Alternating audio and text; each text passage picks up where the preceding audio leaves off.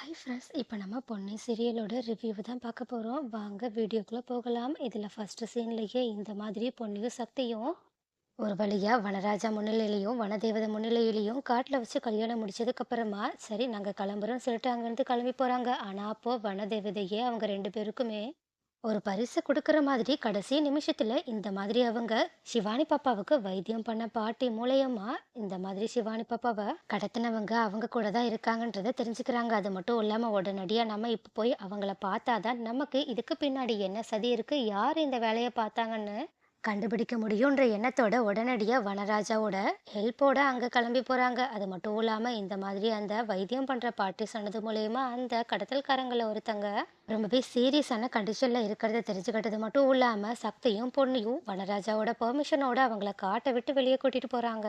அது மட்டும் இல்லாம சக்தி பொன்னி அவங்களோட ஃப்ரெண்ட்ஸ்ன்னு சொல்லிட்டு எல்லாருமே அந்த கடத்தல்காரங்கள்ல ஒருத்தங்க தான் அவங்களோட கையில கிடைச்சிருக்கனால இவங்கள தப்ப விட்டுறக்கூடாது, இவங்கள நமக்கு சாதகமா ஏதாவது பேச வைக்கணும்னு சொல்லிட்டு நினைச்சு பார்த்துட்டு அதுக்கான பிளானையுமே போட ஆரம்பிக்கிறாங்க. அது மட்டும் இல்லாம அவங்க அந்த பிளானுக்கு ஏத்த மாதிரியே அந்த கடத்தல்காரங்க கிட்டயுமே பேச ஆரம்பிக்கிறாங்க. அது எப்படின்னா இந்த மாதிரி ட்ரீட்மெண்ட்லாம் முடிச்சதுக்கு அப்புறமா கொஞ்சம் அவங்களுக்கு நினைவு திரும்பினதுக்கு அப்புறமா அவங்க கிட்ட போயிட்டு முதல்ல சக்தியோட ஃப்ரெண்ட்ஸ் அவங்கள செம்மையா மிரட்டுற மாதிரி பேசுறாங்க. அதாவது நீ ஒருவேளை உண்மையை மட்டும் சொல்லல, அப்புறம் அவ்வளவுதான், உன்னோட லைஃப் மொத்தமும் காலியாயிடும். ஏன்னா நீங்க கடத்தின அந்த குழந்தையோட ஃபேமிலி பேக்ரவுண்ட் பத்தி உங்களுக்கு தெரியாம போயிடுச்சுன்னு நினைக்கிறேன். அவங்களுக்கு மட்டும் நீங்க ஏன் கடத்துனீங்க, எதுக்கு கடத்துனீங்கன்னு சொல்லிட்டு நீங்க சொல்லல, அவ்வளோதான். அவங்க இந்த மாதிரி அவங்களோட இன்ஃப்ளூயன்ஸை பயன்படுத்தி உன்னை இல்லாமலே ஆக்கிருவாங்க அப்படின்னு சொல்லிட்டு முதல்ல சக்தியோட ஃபேமிலி இவங்களை என்ன வேணாலும் பண்ணிடுவாங்கன்னு சொல்லிட்டு அவங்கள நம்ப வைக்கிற மாதிரி மிரட்ட ஆரம்பிக்க, அதனால ஆரம்பத்திலேயே அந்த கடத்தல்காரன் பயந்து போயிடுறான். அது மட்டும் இல்லாம அடுத்த கட்ட பிளான்ல இருக்க மாதிரி சக்தி அவங்க கிட்ட செம்ம டெரரோட பேச வராங்க. அது மட்டும் இல்லாம அவங்க அந்த கடத்தல்காரங்க கிட்ட டேய் நீ மட்டும் உண்மையை சொல்லல, நான் உன்னை இங்க கொன்னு போட்டாலும் கேட்க ஆள் இருக்காது. அது மட்டும் இல்லாம போலீஸ்காரங்கள எல்லாம் எப்படி சமாளிக்கிறதுன்னு எனக்கு நல்லாவே தெரியும். நான் இந்த மாதிரி பல பேரை பார்த்துருக்கேன். சொல்லப்போனா பல பேரை நான் கொலையும் பண்ணியிருக்கேன்.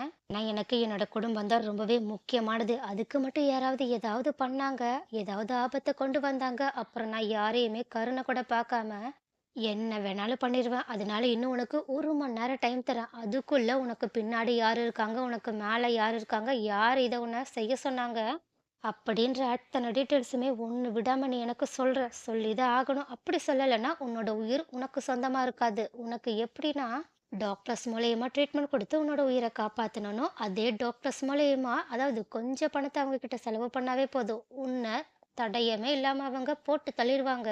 சொல்லப்போனா நான் உன்னை இந்த ஹாஸ்பிட்டலுக்கு கூட்டிட்டு வந்ததே அந்த காரணத்துக்காக தான். நீ ஒரு வேளை உண்மையை சொல்லலைன்னா நான் நினைச்ச மாதிரி பண்ண வேண்டியது இருக்கும். அது மட்டும் இல்லாம உனக்கு குழந்தை குட்டிங்கன்னு சொல்லிட்டு யாருமே இல்லைன்னு கேள்விப்பட்டேன். ஸோ எனக்கு இந்த விஷயத்துல பேக்ரவுண்ட்ல யாருமே இல்லைன்னு கேள்விப்பட்டேன். ஸோ எனக்கு பின்னாடி இதனால எந்த பிரச்சனையும் வரப்போறது இல்ல. உன்னை கொல்றது எனக்கு ரொம்பவே ஈஸி. அதனால நீ சாகாம இருக்கணும்னா என்கிட்ட உண்மையை சொல்லிடு.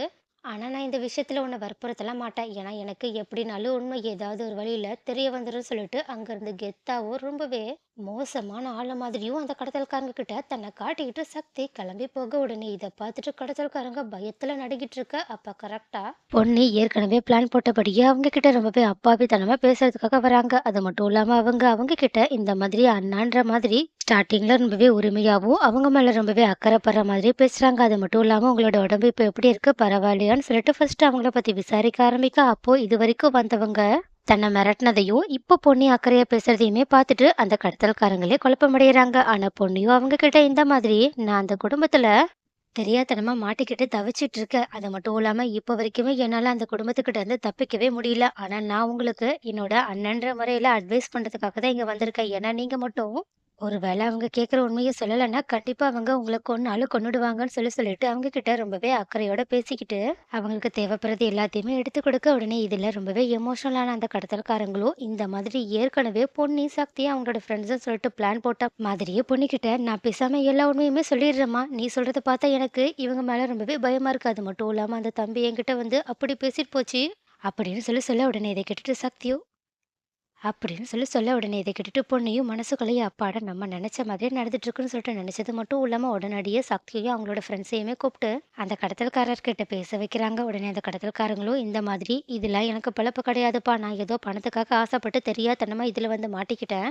அப்படின்னு சொல்றாங்க. உடனே சக்தி எப்பவும் போலயே ரொம்பவே டெரரா அவங்க கிட்ட பேசுற மாதிரி, "சரி உண்மைய சொல்லு. யாரு சொல்லி எங்களோட குழந்தைய கடத்துனீங்க? அது மட்டும் இல்லாம பணம் உங்களோட நோக்கமா இருந்திருந்தா எங்களுக்கு எப்பவோ கால் பண்ணியிருப்பீங்க. ஆனா கடத்தப்பட்ட நேரத்துலருந்து இப்போ வரைக்கும் எங்களுக்கு எந்த காலும் வரலனா, உங்களோட மோட்டிவ் வேறயா தான் இருந்திருக்கு. அது என்னன்றத சொல்லுன்னு சொல்ல, உடனே அந்த கடத்தல்காரங்களும், "இல்ல சார் நாங்க பணத்துக்காக தான் அந்த குழந்தைய கடத்தணும்னு சொல்ல, உடனே இத கேட்டுட்டு பொண்ணையும், "ஆனா ஏன் பணம் கேட்டு யாருமே வீட்டுக்கு கால் பண்ணலன்னு?" சொல்லி கேட்க, உடனே இந்த மாதிரி அந்த கடத்தல்காரங்களும், "ஏன்னுலாம் எங்களுக்கு தெரியாது. ஆனா எங்களுக்கு மேல தாசுன்னு ஒருத்தன் இருந்தான். அவன் தான் எங்கள குழந்தைய கடத்த சொல்லி சொன்னான். அது மட்டும் இல்லாம, அவன் இந்த மாதிரி உங்களோட குடும்பத்தில இருக்க யாரோ பேர் கூட சுந்தர்ன்னு சொல்லி சொன்னான்னு நெனைக்கிறேன். அவங்க கிட்ட ஏற்கனவே பிளாக்மெயில் பண்ணி பணம் கேட்டிருப்பான் போல. அவனுக்கு இத விட அதிகமான பணம் தேவைப்பட்டதுனால, இந்த மாதிரி குழந்தைய கடத்தி அவங்கள பயம்படுத்தி பணத்த நெறைய கறக்கலான்னு சொல்லிட்டு நெனைச்சிட்டு இருந்தான். ஆனா அதுக்கப்புறம் ஏன் என்னாச்சுன்னு தெரியல. குழந்தைய அவன்கிட்ட கூட்டிட்டு வர சொல்லி சொன்னான்னு சொல்றாங்க. உடனே இத கேட்டுட்டு சக்தி செம்ம ஷாக் ஆனது மட்டும் இல்லாம, பொன்னி அந்த தாஸ் யாருன்னு எனக்கு தெரியும்னு சொல்றாங்க. உடனே பொன்னி இப்படி சொல்றத கேட்டுட்டு கடத்தல்காரன் முதற்கொண்டு சக்தியோட ஃப்ரெண்ட்ஸ்ன்னு சொல்லிட்டு எல்லாருமே அதிர்ச்சியில பொன்னிக்கிட்ட என்னன்னு சொல்லிட்டு பார்த்துட்டு இருக்காங்க.